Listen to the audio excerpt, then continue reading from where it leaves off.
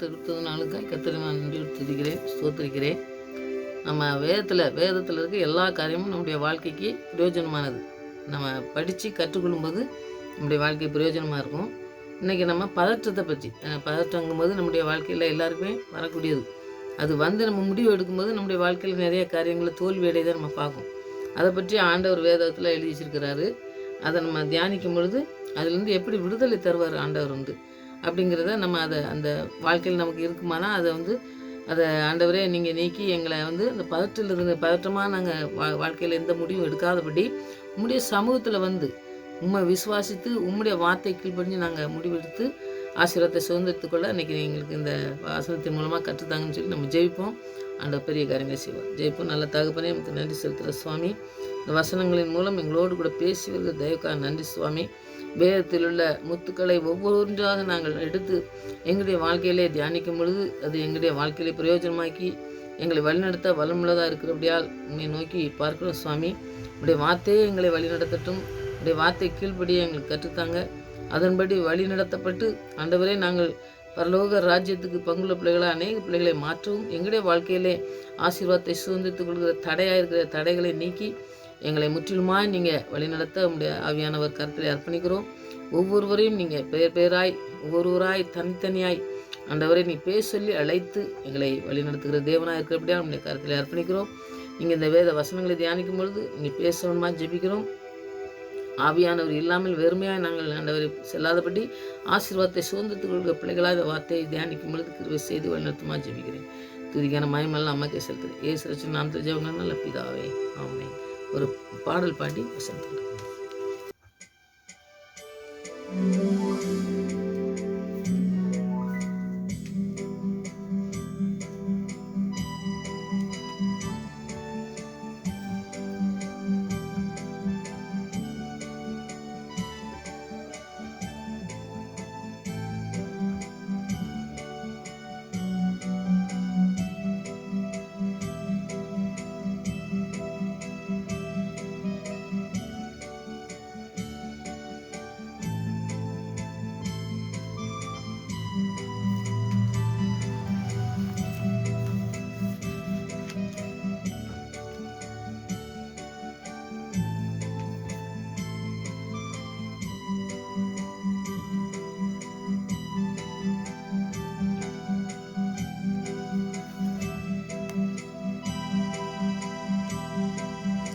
ஆளுகை செய்யும் ஆவியானவரே,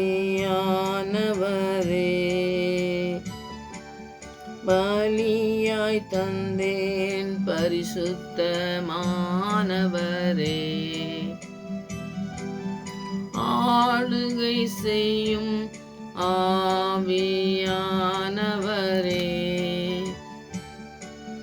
பலியாய் தந்தேன் பரிசுத்தமானவரே.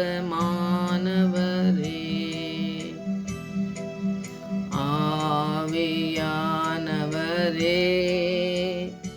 என் ஆற்றலானவரே.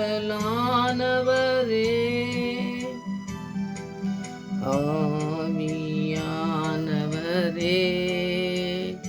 என் ஆற்றலானவரே.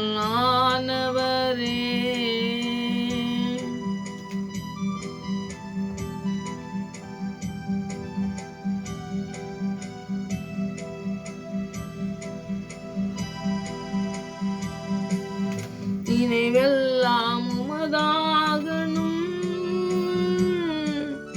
பேச்செல்லாம் உமதாகணும். நினைவெல்லாம் உமதாகணும், பேச்செல்லாம் உமதாகணும். நாள் முழுதும் வழி நடத்தும் என் நாள் முழுதும் வழி நடத்தும் விருப்பம் செயல்படுத்தும் விருப்பம் செயல்படுத்தும்.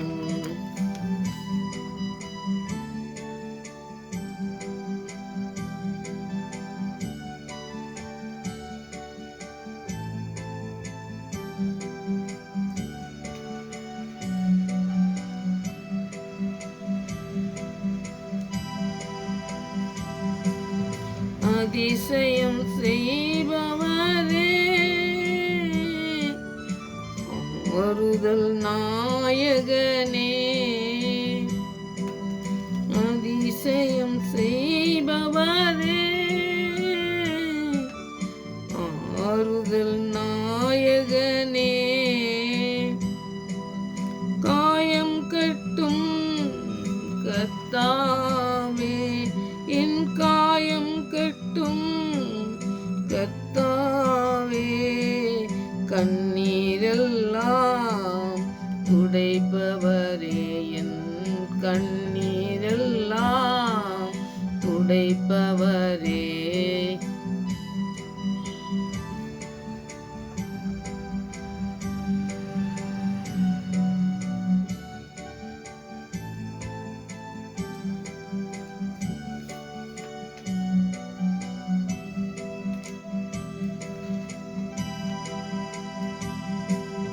புதிதாக்கும் பரிசுத்தரே, புதுப்படைப்பாய் மாற்றுமையா, புதிதாக்கும் பரிசுத்தரே, புதுப்படைப்பாய் மாற்றுமையா, உடைத்து விடும் உருமாற்றும் என்னை, உடைத்து விடும் உருமாற்றும், பண்படுத்தும் பயன்படுத்தும் என்னை, பண்படுத்தும் பயன்படுத்தும், ஆளுகை செய்யும் ஆவியானவரே, பலியாக தந்தேன் பரிசுத்தமானவரே,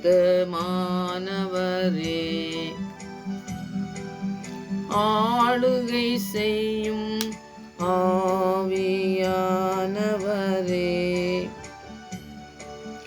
பலியாய் தந்தேன் பரிசுத்தமானவரே,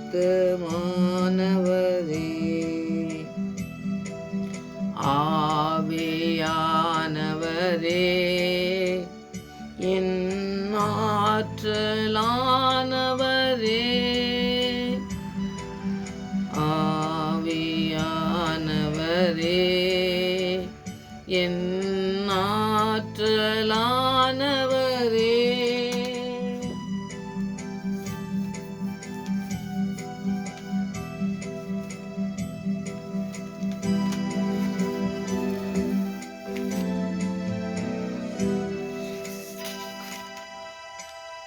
இன்றைக்கி நம்ம வேத வசனத்துலேருந்து பதட்டமாக நம்ம முடிவு எடுக்கும். ஒரு முடிவு எடுக்கும் பொழுது பதட்டமாகனா நம்ம அவசரமாக ஒரு நம்ம மூளைக்கு எட்டின மாதிரி ஆண்டோட எதுவுமே கேட்காம, ஆண்டோடைய வார்த்தைக்கு எதுக்குமே கீழ்ப்படியாமல் நம்மளாக முடிவு எடுக்கும்போது அந்த காரியங்களில் ஒரு ஜெயத்தை பெற முடியாது. இப்போ நம்ம பதட்டமாக எடுக்கிறத பற்றி நம்ம வாழ்க்கையில் நிறைய அந்த மாதிரி காரியங்கள், நம்ம முடிவு எடுக்கிற காரியங்கள் நிறைய வருது வாழ்க்கையில். அதனால நாம் எவ்வளோ தோல்வி அடையணுங்கிறது நம்முடைய வாழ்க்கையில் அனுபவப்பட்டால் நமக்கு தெரியும். நிறைய பேர் சொல்லவும் கேட்கவும் நம்முடைய வாழ்க்கையிலும் கூட நிறைய அந்த மாதிரிலாம் நம்ம முடிவெடுத்து தோல்வி அடைஞ்சிருப்போம். அந்த மாதிரி தோல்வி அடையாமல் இருக்கிறதுக்கு ஆண்டவர் நிறைய காரியத்தையும் சொல்கிறாரு. அந்த காரியத்தை நம்ம படிக்கும் பொழுது பார்த்திங்கன்னாக்கி நம்ம அந்த காரியத்தை ஏன் செய்கிறோம், நம்ம இது செய்யாமல் இருக்கிறதுக்கு ஆண்டவர்கிட்ட நம்ம உதவியை கேட்கணும் அப்படின்னு சொல்லி இன்றைக்கி வசனத்தின் மூலமாக நம்ம படிக்கும் பொழுது ஆண்டவர் நம்மளோட கூட பேசுவாங்கிறதுனால, இந்த பதட்டமாக இருக்கிறதுனால, முடிவு எடுக்கிறதுனால என்ன நடக்குது அப்படிங்கிறத நீதிமொழிகளில் பிரசங்கிகள்லாம் எழுதியிருக்காரு சாலமோன். ஏன்னா ஞானத்தை நம்ம இப்போ கற்றுக்கொள்ளணும்னா ஆண்டவர்கிட்ட தான் ஞானத்தை கற்றுக்கொள்ள முடியும்.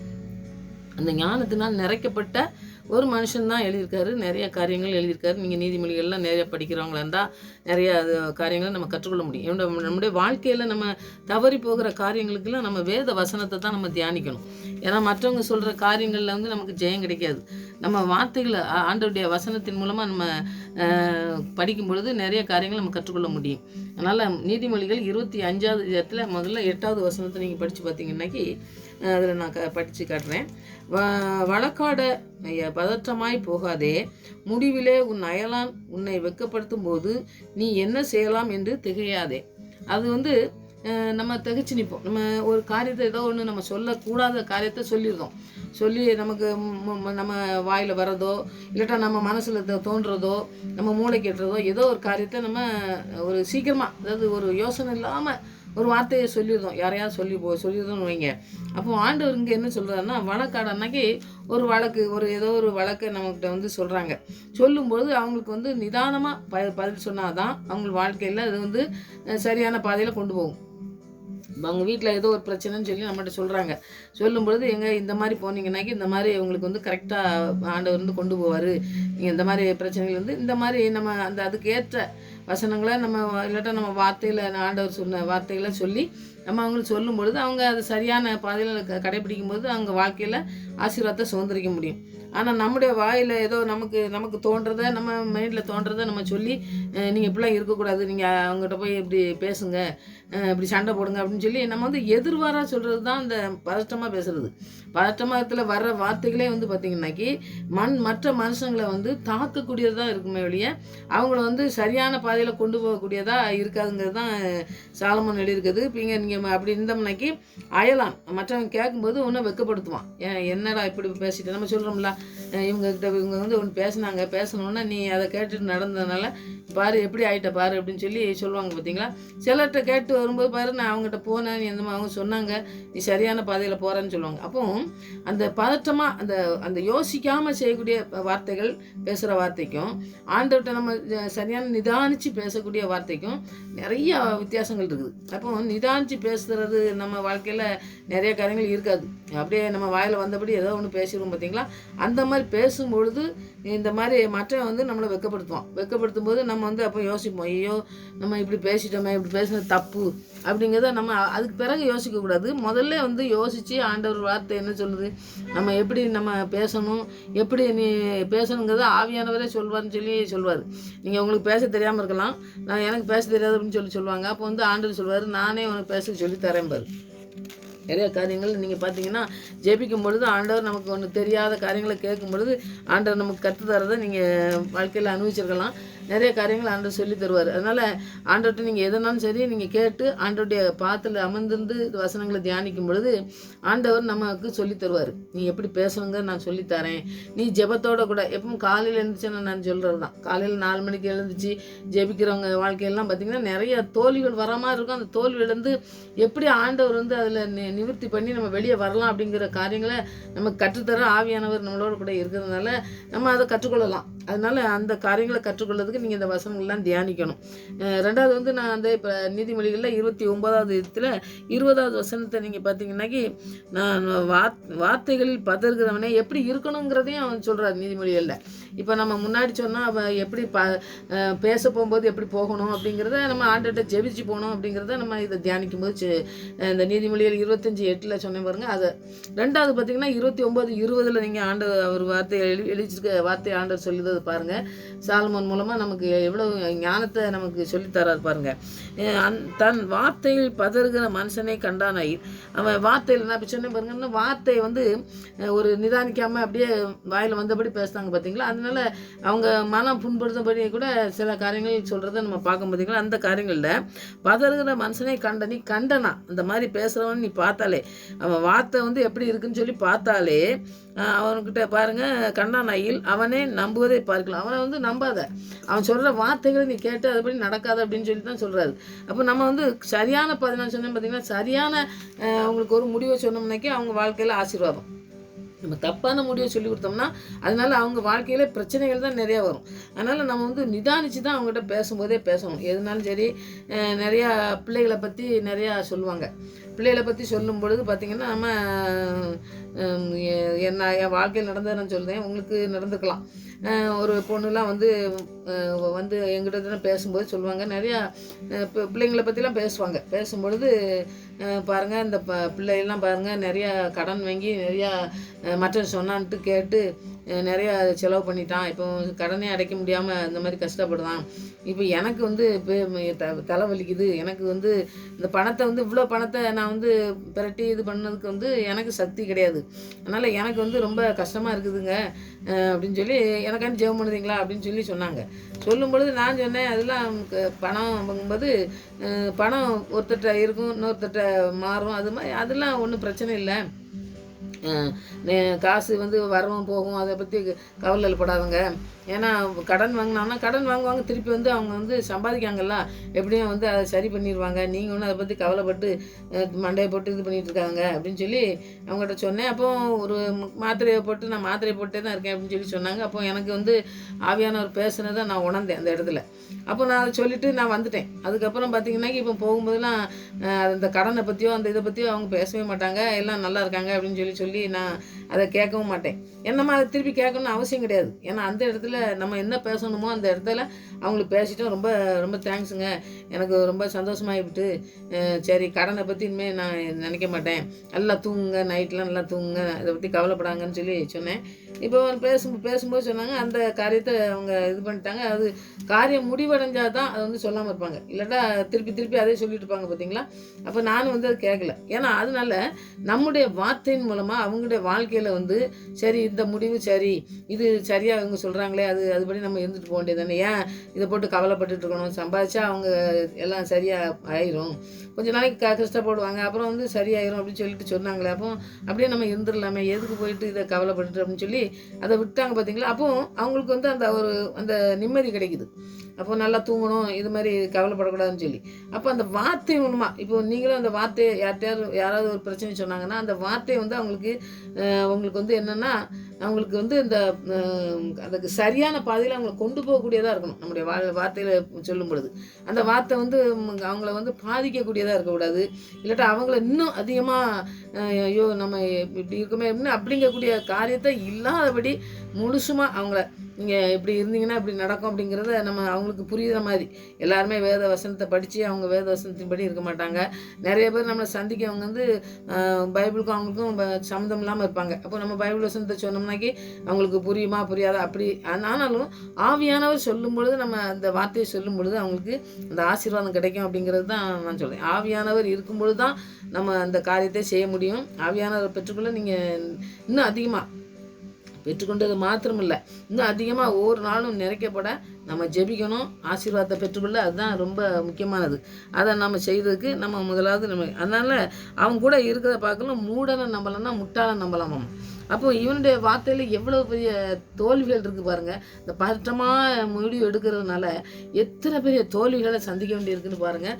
அதில் வந்து பாருங்கள், நீங்கள் எல்லாமே பார்த்தீங்கன்னாக்கி நீதிமொழிகளில் பிரசங்கிலையும் எழுதியிருக்காரு. இப்போ சாலமோன் ஞானி வந்து எப்படி சொல்லியிருக்காரு, இந்த முட்டாளை பற்றி இந்த மாதிரி பதட்டமாக இருந்தனாக்கி நீ இப்படி ஆயிடுவோன்னு சொல்லி அவர் நிறைய எழுதியிருக்காரு பாருங்கள். அப்போ அந்த காரியத்தில் நம்ம ரொம்ப ஜாக்கிரதையாக இருந்து நம்ம ஒருத்தட்ட பேசும்பொழுது அது சரியான பேசுதமா, இல்லாட்டா அவங்கள பாதிக்கக்கூடியதாக இருக்கா, இல்லாட்டா அவங்கள வந்து தேற்றக்கூடியதாக இருக்கா, அந்த வார்த்தைகளை பேசும்பொழுது நம்ம ரொம்ப ஜாக்கிரதையாக பேசுறதுக்கு இன்றைக்கி ஆண்டவர்கிட்ட ஜெபிப்போம். ஆண்டவர் பெரிய காரியங்களை நமக்கு செஞ்சு நடத்துவார்.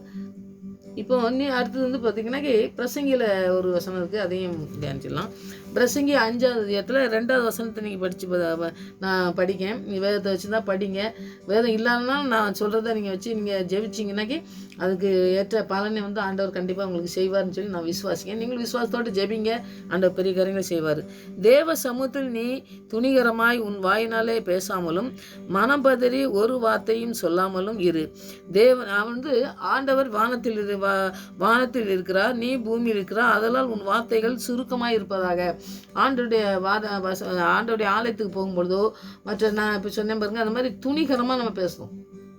ஒருத்தர் நம்ம அவங்களுக்கு கவலை கஷ்டம்னு சொல்லி சொன்னாங்கன்னாக்கி உடனே என்ன சொல்கிறோம், நம்ம இதை நமக்கு ஏதோ தோன்றதை சொல்லி அவங்கள வந்து எப்படியாவது மடக்கிடணும் அப்படிங்கிற மாதிரி நிறைய பேர் பேசுகிறது நீங்கள் பார்த்துருப்பீங்க. அப்படி இல்லை, நம்முடைய வார்த்தைகள்னால அவங்களுடைய வாழ்க்கையில் ஒரு பிரயோஜனமாக இருக்கக்கூடிய நாட்களை அந்த நேரத்தை செலவு பண்ணணும். நமக்கு பிரயோஜனம் இல்லாமல் வேண்டாத காரியத்தை பேச வந்தாங்கன்னாக்கி அதை விட்டு நீங்கள் விலகி வாங்க. இப்போ சங்கீதம் 1 தான், சங்கீதம் 1வது நான் அவங்கள வந்து விலகிடணும். அவங்க நமக்கு இப்போ பிரியமில்லாத காரியங்களை பேசும்பொழுது அந்த இடத்த விட்டு நம்ம விலகி போய் நமக்கு ஆண்டவர் என்ன சொல்கிறாரோ அதை சொல்கிறதுக்கு தான் நம்ம யார்கிட்டையும் பேசணுமே ஒழிய அதுக்கு வீணான வார்த்தைகளை நம்ம வந்து பேசுறதுக்கு இடம் கொடுக்கக்கூடாது. அதனால் நீங்கள் ரொம்ப ஜாக்கிரதையாக இருக்கணும். நல்லா நம்ம ஆண்டவருக்கு ஆலயத்துக்கு போகிறோம். ஆலயத்துக்கு போக முன்னாடி நிறைய பேர் பார்த்தீங்கன்னாக்கி ஏதோ பைபிள் கொண்டு போய் இன்றைக்கி ஜெபம் பண்ணிட்டு அப்புறம் போய் காணிக்கை போட்டு வந்துட்டோம்னாக்கி நமக்கு வந்து ஆசீர்வாதம் அப்படின்னு நினச்சி நம்ம போகிறவங்க நிறைய பேர் இருக்கோம். அப்போ அப்படி இல்லாமல்படி ஆண்டவருக்கு ஆலயத்துக்கு போகிறதுக்கு நம்ம ஞாயிற்றுக்கிழமை காலையில் போகிறோன்னு வைங்க, சனிக்கிழமை நைட்டே வந்து ஜெபிக்கணும். காலையில் சர்ச்சுக்கு போகிறதுக்கு முன்னாடி ஜெபிச்சு, ஆண்டவரே நாங்கள் ஆலயத்துக்கு போக போகிறோம், ஆலயத்தில் எங்களுக்கு வந்து போகும் பொழுது எங்களுக்கு ஒரு பெரிய ஆசீர்வாதத்தை பெற்றுக்கொள்வதுக்காண்டி அந்த வார்த்தையை நாங்கள் கேட்டு அந்த வார்த்தையின் மூலமாக எங்களுக்கு ஏதோ நடக்கணுங்கிறதுக்காண்டி தான் நாங்கள் போகிறோம்.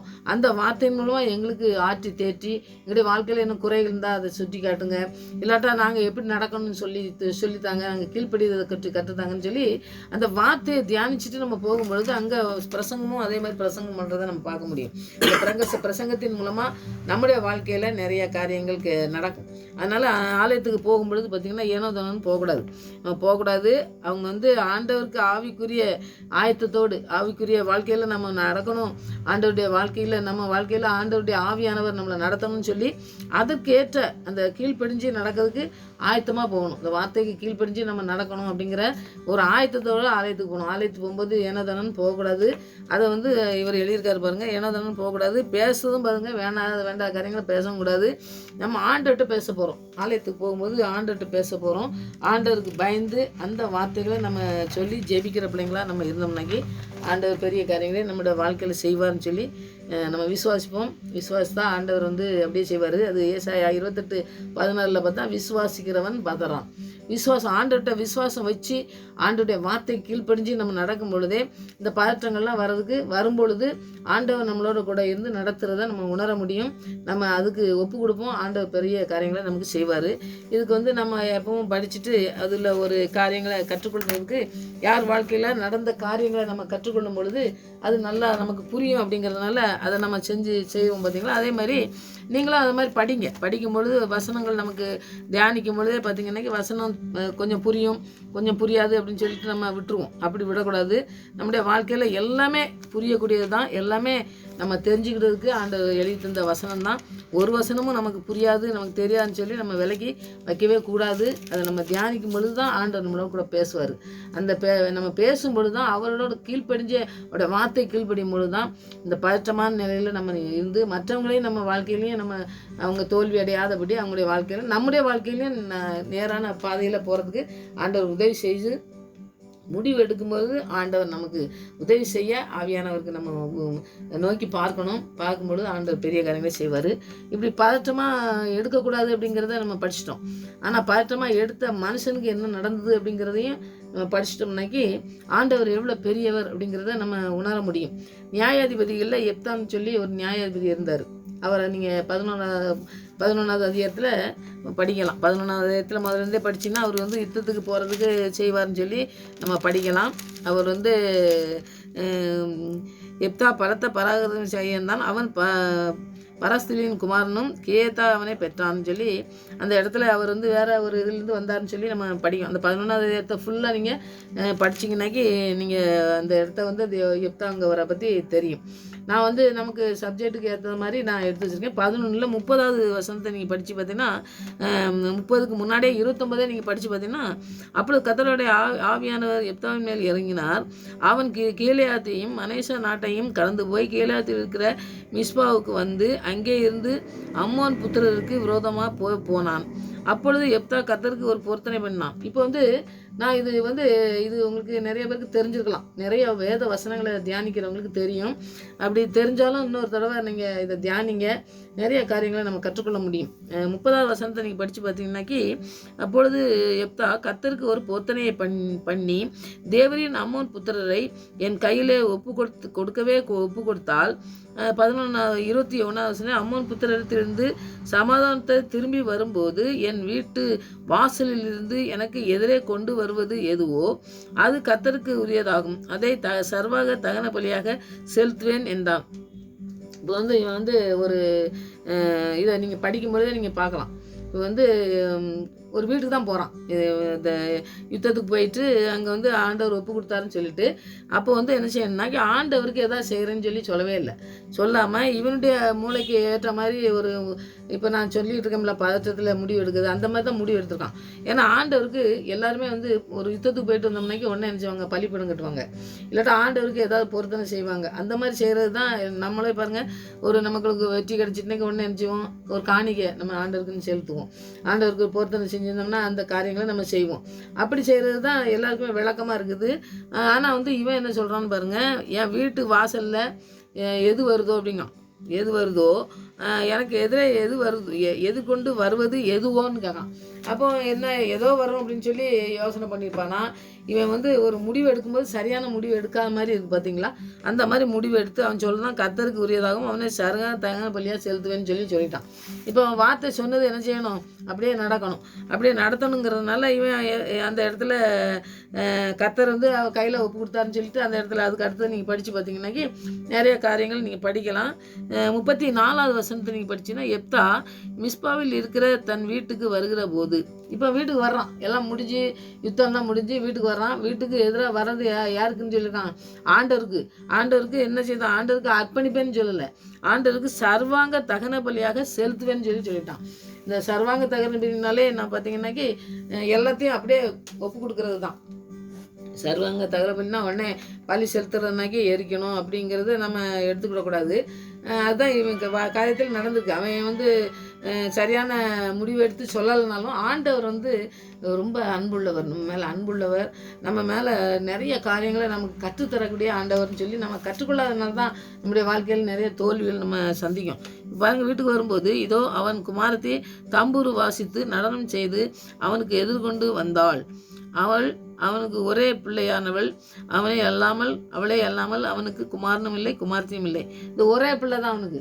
அந்த பிள்ளை என்னச்சுதா, தம்புரு வாசிச்சுட்டு அப்பா வராருன்னொன்னே எத்தால போகிறான். போகும்போது இவனுக்கு என்ன எப்படி இருந்துக்குன்னு யோசனை பண்ணி பாருங்கள். இவன் என்ன செஞ்சுருக்கான், பொருத்தனை பண்ணி சர்வாங்க தகன பலின்னு சொல்லியிருக்கான். அப்போ ஆண்டவரே வந்து ஆண்டவருக்கு பிரியமில்லாத வார்த்தைகளை இவன் பேசுகிற மாதிரி இருக்குது பார்த்தீங்களா. அப்போ ஆண்டவர் வந்து தகன பலியை கேட்காரா, கேட்கும் பொழுது நீங்கள் வந்து என்ன செய்யணும், அவன் வந்து நான் வீட்டை ஏன் சொல்கிறான்னு தெரியல. வீட்டை சொல்கிறது ரொம்ப தவறான காரியமாக தானே இருக்குது. நம்ம சாதாரணமாக பார்க்கும்போது பார்த்தீங்கன்னாக்கி நான் உமக்கு ஏதோ செய்கிறேன், பொருத்தனை இந்த மாதிரி செய்கிறேன் ஆண்டவரே, உங்களுக்கு ஒரு பலிப்பீடம் கட்டுதேன், அந்த மாதிரி நிறைய காரியங்கள் செஞ்சுருக்கதை நம்ம பார்ப்போம். ஆனால் இவன் என்ன செய்கிறான்னா, வீட்டுக்கு எதிராக வர்றது யார், எதுவோன்னு சொல்கிறான். அது வேறு எதுவோ அதை நான் சர்வாங்க தகன பலியாக அப்படிதான்னு சொல்கிறான். அப்போ அந்த இடத்துல வந்து மகா வரும்போது என்ன செய்கிறான்னு பாருங்கள். இப்போ நம்மளோட வாழ்க்கையில் நடக்கிறது தான், நம்முடைய வாழ்க்கையில் நடக்கிறத அப்படியே அவன் செஞ்சுருக்கான் பாருங்கள்.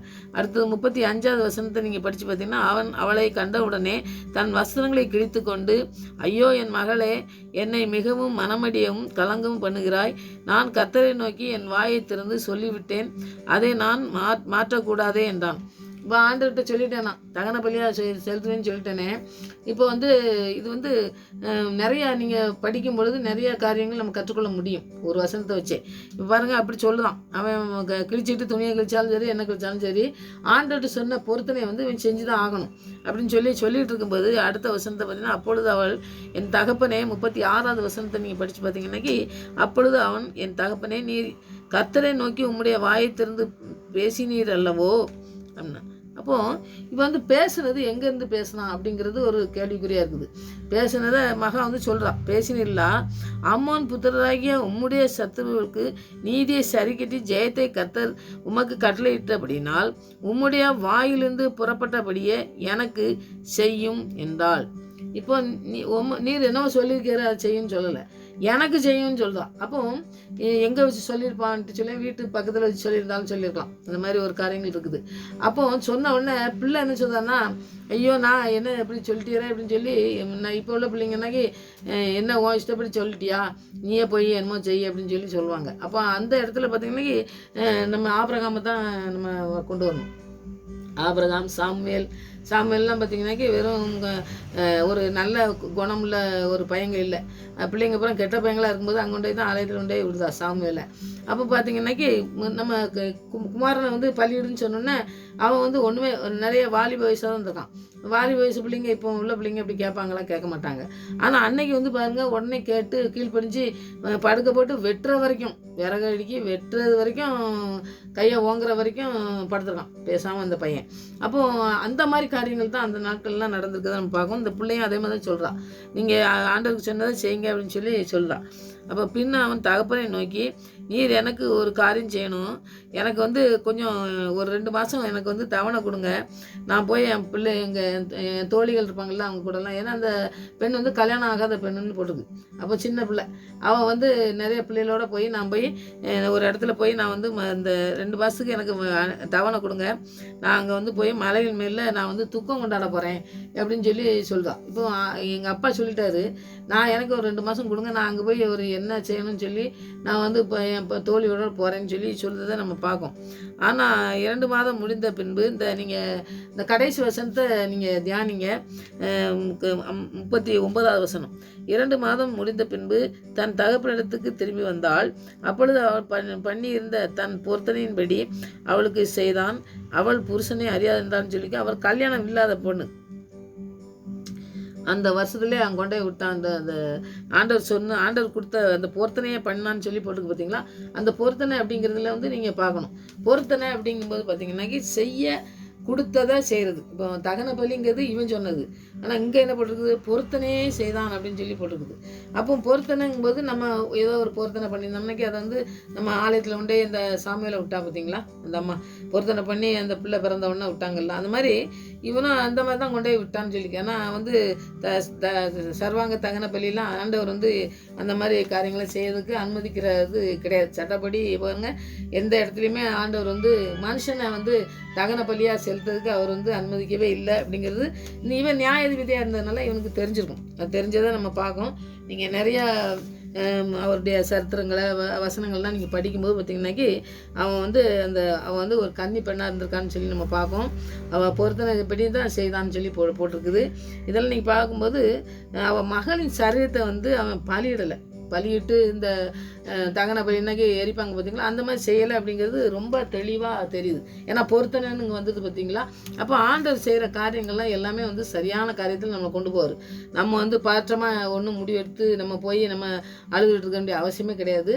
ஆண்டவர்கிட்ட நம்ம கேட்டு ஆண்டவர்கிட்ட நம்ம ஜெபித்து ஆண்டவருடைய ஞானத்தை பெற்றுக்கொண்டு நம்ம ஒரு முடிவு எடுக்கும் பொழுது, நம்ம மற்றவங்களோட பேசும் பொழுது அது பிரயோஜனமாக இருக்கும். அதனால் இந்த 2 காரியம் அதில் வந்து நம்ம தெளிவாகுது. இவர் வந்து தகன பலி இடலை, ஆண்டவர்கிட்ட அவர் சொன்ன காரியங்களை இவன் வாயிலிருந்து சொன்னதை ஆண்டவர் வந்து ஏற்றுக்கிடவே மாட்டாருங்கிறது இந்த ஆளுக்கு தெரியும். நான் 2 காரியம் செய்தார். மனிதர்களை பலியிடுறது வந்து தேவனுக்கு மிகுந்த அருவருப்பு. அவர் வந்து என்ன பறவைகள் அதெல்லாம் பலியிட்டாங்க அந்த நாட்களில், காளை வெள்ளாடு அதெல்லாம் பலியிட்டாங்கன்னு சொல்லி நம்ம பார்ப்போம். நிறையா மாடு தான் நிறையா இது பண்ணாங்கன்னு பார்ப்போம். ஆனால் வந்து அதை பலியை தான் விட்டாங்களே வெளியே, மனுஷனை பலியிடுறது ஆண்டவர் எப்பவுமே விரும்பலை. ஆபிரகாமுக்கு செஞ்சார். அந்த மாதிரி நிறைய காரியங்கள் நம்ம மனுஷனை யாரையும் பலியிடுறதுக்கு ஆண்டவர் வந்து அப்படி மனுஷ பலியிடுறது ஆண்டவர் கிடையாது. அதை செய்கிறது. அப்புறம் பலியிடக்கூடாது, மனுஷனை வந்து பலியிடக்கூடாதுங்கிறது வந்து இவன் வந்து அது தேவனுடைய கட்டளை. மனுஷனை மிருகங்களை பலியிடணும், மனுஷனை பலியிடக்கூடாதுங்கிறது கட்டளையை வந்து இவன் அறிஞ்சவனாக இருந்தான். ஏன்னா வந்து நியாயாதிபதியாக இருந்து நியாயம் விசாரித்தவனாக இருந்ததுனால அது வந்து நிறையா அவனுக்கு வந்து தெரிஞ்சிருக்குது. அந்த மாதிரி அந்த எப்தாவின் மகன் வந்து ஒரு திருமணமாகாத ஒரு பெண்ணாக இருந்ததுனால அவன் வந்து அந்த கன்னி பெண்கள்லாம் வைக்க ஒரு மடம்ன்ட்டு ஒன்று, நம்ம அந்த திராட்சை அந்த ஒருத்தன் வந்து கீழே விழுந்து கிடப்பான், அப்போ வந்து ஒருத்தன் வந்து கூட்டு போய் சத்திரத்தில் கொண்டே சேர்த்து அவன்லாம் பண்ணுவான் பார்த்தீங்களா? அந்த மாதிரி நிறைய காரியங்கள் செய்யக்கூடிய பிள்ளைகளையும் நிறைய ஊழியம் பண்ணவங்கலாம் இருந்தாங்கன்னு சொல்லி அந்த நாட்களில் பார்த்த இடத்துல தான் கொண்டு போய் அவர் வந்து ஒரு திருமணம் ஆகாத பெண்ணை கொண்டே விடணும்னு சொல்லி அந்த இடத்துல அவளுக்கு தேவனுக்கு உகந்த அந்த ஒரு காரியம் செய்யணும் அப்படிங்கிறது ஒப்பு கொடுத்தாச்சு. அப்போ ஆயுள் முழுசும் அவளை வந்து ஒரு பரிசுத்த கன்னியாக வாழ்கிறதுக்கு, அவளை ஊழியம் செய்கிறதுக்காண்டி அவளை வந்து நல்ல காரியங்கள் செய்கிறதுக்கு, அதெல்லாம் நிறைய காரியங்கள் அந்த நாட்களில் செய்திருக்காங்க பார்த்தீங்களா? அந்த மாதிரி காரியங்கள் செய்கிறதுக்கு ஒரு மடத்தில் கொண்டு போய் தான் அவர் விட்டாருன்னு சொல்லி பார்க்கும். அப்போ ஒப்பு கொடுக்காரு. ஒப்பு கொடுத்து பொருத்தனையே செய்தார். என் மகளை நான் ஒப்பு கொடுக்கேன்னு சொன்னதை ஒப்பு கொடுக்கார வழியை அதில் வந்து நீங்கள் எந்த நேரத்துலையும் வந்து தகன பலி செலுத்தினாருன்னு சொல்லி யாருன்னு சொன்னோன்னா அது வந்து சரியானது கிடையாது. ஆண்டவருக்கு பொருத்தனை பண்ணி அவருக்குன்னு ஒப்பு கொடுத்தாங்க. சாமியில் ஒப்பு கொடுத்தாங்க பார்த்தீங்களா அந்த அம்மா, அந்த மாதிரி இவனும் ஒன்று கொண்டு போய் ஒப்பு கொடுத்தானே வெளியே அந்த காரியத்தை செய்யலை. மனுஷனை பலியிடுற காரியங்கள் செய்யலை. ஆண்டவர் கட்டளையும் அது கிடையாது. அதனால் ஆண்டவர் எந்த முடிவு எடுத்தாலும் சரி நம்ம ஆண்டவருடைய வசனத்தின் மூலமாக முடிவு எடுக்கணும். ஆண்டவர் நம்மளோட கூட பேசி முடிவு எடுக்கும் பொழுது பேசும்போது அந்த பதற்றம் வராது. பதற்றமான முடிவு எடுத்து நம்முடைய வாழ்க்கையில் நிறைய காரியங்களில் தோல்வி அடைந்தது இருக்காது. அதனால் ஆண்டவர்கிட்ட ஜெபித்து ஆண்டவருடைய வார்த்தை கீழ்ப்படிஞ்சு நாம் ஒவ்வொரு நாளும் நடந்து செல்ல ஆண்டவருடைய ஆவியானவரை பெற்றுக்கொள்ளணும். அந்த ஊழியம் செய்யணும்னு ஒப்பு கொடுத்ததுனால அந்த தகப்பன் எவ்வளோ பெரிய சந்தோஷப்பட்டிருப்பாருன்னு பாருங்கள். அதனால் நீங்கள் ஒப்பு கொடுக்கணும். ஜீவ பலியாக ஒப்பு கொடுக்கணும். ஜீவ பலியானா நம்ம ஜீவன் உள்ள வரைக்கும் ஆண்டவருக்குன்னு ஒப்பு கொடுக்குற அந்த காரியங்களை செய்தாங்க. அந்த அம்மா செஞ்சாங்க. அந்த அம்மா காரியத்தின் மேலே சாமுவேல் எவ்வளவு ஆசீர்வாதத்தை சுதந்திரிச்சார் பாருங்கள். சாமுவேல் மூலமாக நிறைய ஆசீர்வாதம் பாருங்கள் ஆண்டவர் நல்லா நடத்தினார் பாருங்கள். அந்த மாதிரி இந்த தகப்பன் கொண்டே விட்டாருன்னு சொல்லி பார்க்கும். அந்த விட்ட பிறகு அந்த பெண்ணுடைய சத்தங்கள் இல்லைனாலும் அந்த பெண் மூலமாக ஆண்டவர் பெரிய காரியங்களை செஞ்சிருப்பாருன்னு சொல்லி நம்ம விசுவாசிப்போம். அதனால் நம்ம வந்து ஆண்டவருடைய காரியத்தில் ஆண்டவருடைய வார்த்தையின் மூலமாக ஆண்டவருடைய ஆலயத்துக்கு செல்லும் பொழுதுனாலும் சரி மற்ற எந்த காரியங்களை மற்றவங்களோட பேசும் பொழுதும் சரி நம்ம பதற்றம் இல்லாமல் பேசணும். ஆண்டவருடைய வார்த்தையின் மூலமாக நம்ம எப்பொழுதும் நம்ம ஒருத்தர்கிட்ட பேசும்பொழுதே நம்ம எப்படி பேசணுங்கிறத ஆண்டவர்கிட்ட ஒரு நிமிஷம் கேட்டு நம்ம அவங்ககிட்ட பேசுகிறதுக்கு நம்ம கற்றுக்கொள்ளணும். கண்ட மாதிரி நம்மளோட வாயில் வரதை நிறைய பேசி அளப்பாதபடி ஆண்டவருடைய வார்த்தைக்கு கீழ்ப்படிஞ்சு அவருடைய வார்த்தை தான் நமக்கு எல்லாத்தையும் கற்றுத்தரும். அவர் தான் ஞானத்தின் உறைவிடமாக இருக்கிறாரு. அவர் ஞானம் தந்தார்னா அதுக்கு மேலான ஞானம் இந்த உலகத்தில் எந்த படிப்பும் இந்த பட்டமுமே கிடையாது. அதனால் அந்த ஞானத்தை பெற்றுக்கொண்டு எழுதி வச்ச இந்த சாலமோனை போல நம்மளும் வந்து ஞானத்தோடு இருக்கணும். சாலமோன் ஞானத்தை கொடுத்தாரு. அந்த ஞானத்தில் வளர்ந்து நிறைய எழுதி வச்சார். அவர் தவறி போனது வேறு காரியங்களாக இருந்தாலும் அவர் மூலமாக ஆண்டவர் நிறைய காரியங்களை நமக்கு எழுதி தந்திருக்காரு. அதை நீங்கள் படிங்க. நீதிமொழிகள் பிரசங்கெல்லாம் ரொம்ப நமக்கு வாழ்க்கையில் ரொம்ப பிரயோஜனமானது. அதை படிக்கும் பொழுது நம்ம இந்த மாதிரி பதற்றமான முடிவு எடுக்காதபடி நம்முடைய வாழ்க்கையில் நேரான பாதையில் நம்ம நடந்து செல்ல நமக்கு உதவி செய்ய நமக்கு அதை பதற்றமாக முடிவெடுத்த அந்த எப்தா நியாயாதிபதியும் கூட பிள்ளைங்க கூட ஆண்டவர் வந்து ஆண்டவருக்குன்னு பொருத்தனை பண்ணி ஒப்பு கொடுத்து அந்த ஆயுள் முழுதும் அந்த பிள்ளையை ஆசீர்வாதமாக வழிநடத்த ஆண்டவர்கிட்ட அர்ப்பணிச்சாரே வெளியே பலி செலுத்துறது கிடையாது. அப்போது ஆண்டவருடைய வார்த்தைக்கு கீழ்ப்படிஞ்சு வாழும்போது நம்முடைய வாழ்க்கையில் இவ்வளோ பெரிய ஆசீர்வாதம் வருங்கிறத இந்த வார்த்தையின் மூலமாக ஆண்டவர் உங்களுக்கு சொல்லித் தருவார்னு நான் விசுவாசிக்கேன். நம்ம அதனால் யார்கிட்ட பேசணுன்னாலும் சரி நம்ம வார்த்தையின் மூலமாக ஆண்டவர் நம்மளோட கூட பேசின வார்த்தைகளை மற்றவங்களோட பேச நம்ம கற்றுக்கொள்வோம். இந்த நாளில் அப்படி ஆசீர்வாதத்தை பெற்றுக்கொள்ள அர்ப்பணிக்கிற ஒவ்வொரு பிள்ளைகளையும் ஆண்டவரே நீங்கள் ஆசீர்வதிங்கன்னு சொல்லி நம்ம ஜெயிப்போம். நம்ம ஒப்பு கொடுப்போம். கர்த்தர் பெரிய காரியம் செய்வார். ஜெயிப்போம். ஒரு மருந்தரும் கூறு மருந்து பரத்தினா கண்டேனே. ஒரு மருந்தரும் கூறு மருந்து பரத்தில் நான் கண்டேனே. தீராத குஷ்டத்தை தீர்த்த மருந்து செவிடு குழுமை தீர்த்த மருந்து மாறாவிருத்துவமான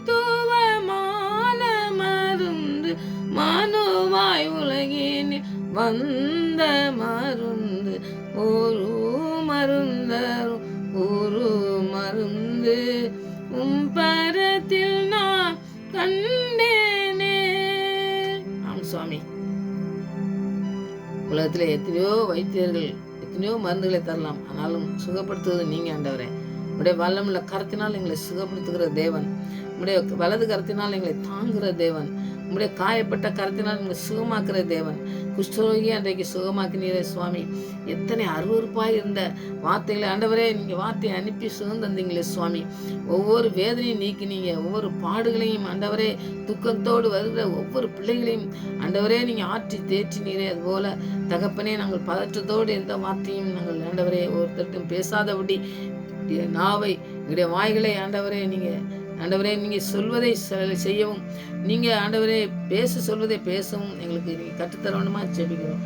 வேண்டாத காரியங்களை நாங்கள் முடிவு எடுக்காதபடி எங்களை நீர் ஆண்டவரே ஆண்டு வழிநடத்த வேண்டுமா உங்களுக்கு வார்த்தை கீழ்ப்படிஞ்சு உடைய ஆவியானவர் வழிநடத்த நாங்கள் ஒவ்வொருவரும் அர்ப்பணித்து ஜெபிக்கிறோம். ஆண்டவரே இந்த நாட்களில் அர்ப்பணிக்கிற ஒவ்வொரு பிள்ளைகளுடைய வாழ்க்கையில் அந்த பதற்றங்கள் இருக்குமானால் எல்லாம் ஆண்டவரை நீக்கி ஆண்டவரே உம்முடைய வார்த்தையின் மூலமாய் அவங்க முடிவெடுக்க எங்களுக்கு கிருபை தந்து வழிநடத்துன்னு அர்ப்பணிக்கிற ஒவ்வொரு பிள்ளைகளுடைய வாழ்க்கையிலும் இந்த நாட்களை கிரியை செய்ய வேண்டுமா ஜெபிக்கிறப்பா. உம்முடைய வார்த்தையின் மூலமாய் பேசி வழிநடத்துங்க. உம்முடைய வல்லமுள்ள வார்த்தைகளை தேற்றட்டும் ஆண்டவரே. உம்முடைய வசனத்தின் மூலமா எங்களோடு பேசி வழி நடத்துங்க சுவாமி. தகப்பனே உம்முடைய ஞானத்தினால் நிறைத்து எங்களை நடத்துங்க. எந்த இடத்துல என்ன பேச வேண்டும் என்று எங்களுக்கு கற்றுத்தந்து வழி நடத்த வேண்டுமா ஜெபிக்கிறையா. அப்படி அர்ப்பணிக்கிற ஒவ்வொரு பிள்ளைகளையும் நீங்க ஆசீர்வதிங்க. வசனத்தின் மூலமா நீங்க பேசுங்க சுவாமி. நீர் கற்றுத்தாங்க, நாங்கள் கற்றுக்கொள்கிறோம் சுவாமி. ஒரு இடத்திலும் கற்றுக்கொள்ள முடியாது ஆண்டவரே. உம்மிடத்திலே கற்றுக்கொள்ள நிறைய இருக்குது காரியங்கள் ஆண்டவரே. அத்தனை காரியங்களும் ஆவியானவர் மூலமாக எங்களுக்கு கற்றுத்தந்து எங்களுடைய வாழ்க்கையில நடந்து செல்ல வேண்டிய, வாழ்க்கையில நடந்து போகிற வேண்டிய பாதைகளை எங்களுக்கு காட்டி வழிநடத்தமா ஜெபிக்கிறோம்ப்பா. இந்த நாட்களில் அப்படியே நீ செய்து வழிநடத்த போறதுக்காக நன்றி செலுத்துறோம். இந்த ஜெபத்துக்கெல்லாம் பதில் கொடுக்குறபடியா நன்றி. எங்களை முற்றிலுமா சூழ்ந்து இருக்கிறபடியா நன்றியோடு துதிக்கிற ஸ்தோத்திரிக்கிறேன் ஆண்டவரே. காயப்பட்ட கருத்தினால் ஒவ்வொரு பிள்ளைகளையும் ஆசீர்வதிங்க. ஒவ்வொரு பிள்ளையும் சுகம் தாங்க. வேதனையோடு இருக்கிற ஒவ்வொரு சரீரமும் ஆண்டவரே சுகத்தை பெற்றுக்கொள்ளட்டும். உடைய ஆண்டவரே பிரசன்னத்தினால் முழுவதுமாய் நிறைக்கப்பட்டு ஆவியான ஆளுகைக்கு ஒப்பு கொடுத்து ஆண்டவரே வழி நடத்தப்பட நீங்கள் கிருபை செய்து வழிநடத்தமா ஜெபிக்கிறோம். ஜெபத்துக்கு பரிவுத்தபடியா நன்றி. மறுபடியும் உங்களுடைய சமூகத்தில் வரும் வரை எங்களை காத்து வழிநடத்தமா ஜெபிக்கிறேன். துதிகனமாயும் எல்லாம் மகேசத்துக்கிறேன். ஏசு ரட்சகன் நாமத்தில் ஜெபங்கள் நல்ல பிதாவே.